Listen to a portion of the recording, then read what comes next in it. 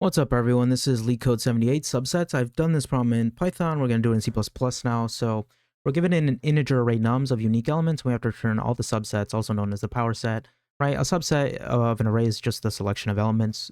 Could be a selection of none.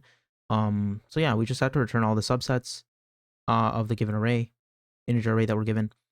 And it can contain duplicate subsets, okay? Now, if you look at the output compared to the input, you might understand kind of what we have to do, at least conceptually, right?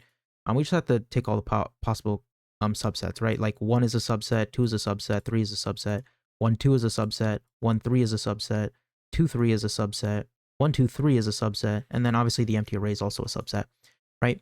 So conceptually, this is not too hard to understand what we have to do. The implementation is a little bit hard, though, because this is a backtracking problem, okay? Now, this is the first time we've done backtracking, I believe, on the Grind 75 list. So I'll try and explain as best I can. This problem is a little bit hard to explain, though, because we have so many call stacks. Since backtracking, in essence, is, relies heavily on recursion. And since we're going to have a lot of call stacks, it's a little bit hard to explain stuff without visualizing it. So I'll try and draw stuff out in a comment just to kind of help you understand what we're doing. And yeah. So let me see. So first of all, we need a list of a list, okay? A vector of a vector, because that has to be what we return, right? As you can see, right, we have an array of arrays basically as our output, okay? So we're going to call that answer and we're going to return that, okay? We're just basically building out our skeleton basically. Then we need to have another array where kind of what we're using to build out our subsets at any given point. We're going to call that R. And then we're going to have a backtracking function called backtrack. Initially, going to have a 0, nums, R, and answer, okay? And we're going to write this function down here, okay? So void backtrack, okay? So this first parameter, I, is just the index, right? We're going to start at the 0th index to do this backtracking, okay? Then we're going to have a reference to nums, reference to R, and a reference to answer. Okay. Now, if you remember with recursion, right? Because recursion technically keeps going on forever, unless a condition is met, we need that condition, right? Which is our base case, which would basically terminate our recursion, right? So we need a base case to basically terminate our recursion. What would that be? Well, that would be when I basically reaches nums.size, right? When that happens, meaning when our index basically reaches out of bounds, right? That's when we need to stop this recursion call, okay? So when I is equal to nums.size, right? We need to return. But before we return, we're going to push into answer whatever R is, okay? This may not make a lot of sense right now, right? But again, I'm going to try and explain stuff. And I'm trying to be a little bit careful explaining stuff purely off words because like I said, because we have recursion calls, I think visualizing this will help. But in essence, right, what we're going to do, let me just write it out down here, right? So we have 1, 2, 3, right, as our input. So we're starting off at this index, right? So we're going to take this, put it into R, right? And then go I plus 1 and do the recursion again and take that. Then do that again and take that. And keep going until we hit out of bounds. When we're out of bounds, we're going to take whatever's in R, put it into answer, right? That's what our base case is for. And then we're going to pop whatever we're at and move forward. Does that make sense? So that we're eliminating elements, or we're kind of skipping elements as we go back, if that will make sense, right? So in this take here, what we're going to do is we're going to do r.pushback, right? Whatever nums of I is, okay? And we're going to go forward, basically. And the way we go forward is just basically call backtrack again on I plus 1, right? We're going to pass it nums, R, and answer.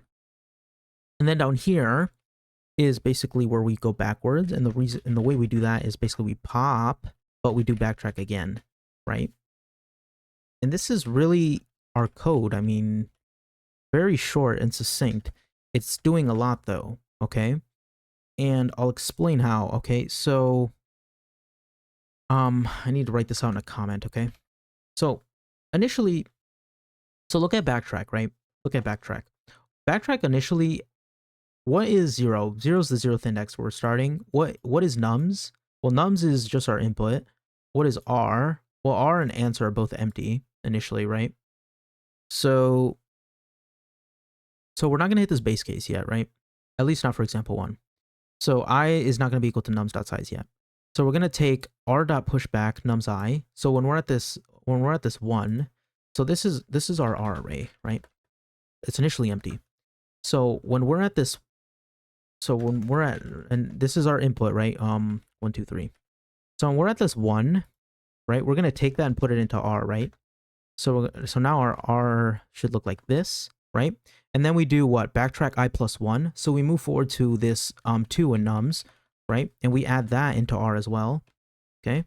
Then we move forward again into the recursion call, another recursion call. So then we have something like this, 1, 2, 3, right? And then we move forward, and now we're out of bounds, right? Once we're at this 3, when we move forward again, we're out of bounds now. So we hit the base case. So we basically take whatever's in R and we push it into answer, right? So now we have answer here, right? And answer would have this 1, 2, 3. Okay. So now, well, this is R right now, right? So we're going to pop from R, right? So technically we're going to pop this 3. But the index is still the same, right?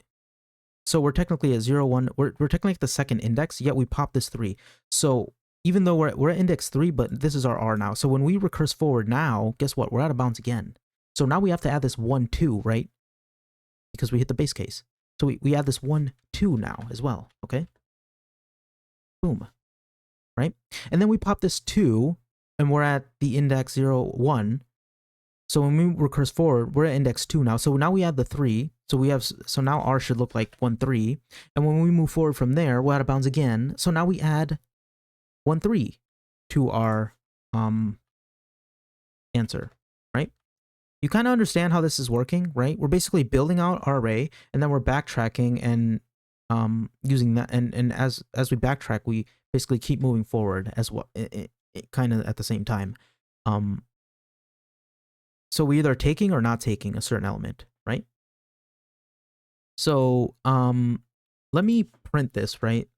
So we're gonna say I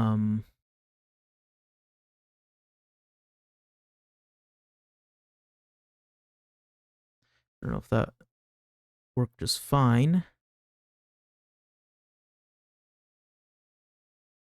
Oops, I did not mean that. Oh, oops, I forgot. I should not be adding this here. Let me do standard out, print answer, just so you can kind of see our call stack.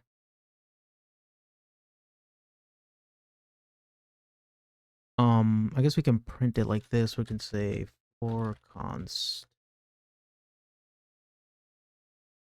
Right. I just want to print this just so you kind of understand what our thing should look like. I think this should be fine. Just like, I just want to print our stuff out. Right. So this is kind of what our call stack is going to look like, right? As we add to answer, right? So we're going to add the 1, 2, 3 first, then we're going to add the 1, 2, then the 1, 3, then the 1, then the 2, 3, then the 2, then the 3, then the empty subset, right? So this is kind of sequentially how our algorithm is working, okay? So I just want to draw that out for you, or print that out for you, just so you kind of understand what this is doing.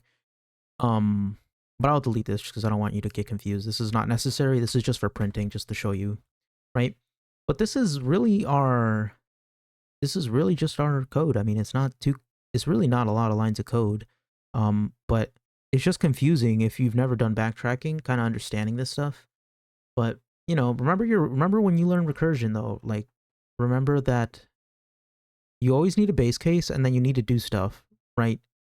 If you're not in that base case. And that's what we're doing. We're either going forward, we're taking the element that we're on and we're going forward, or we're popping the element that we're on from R and we're going forward, right? So you're either taking or not taking, right? It's that simple.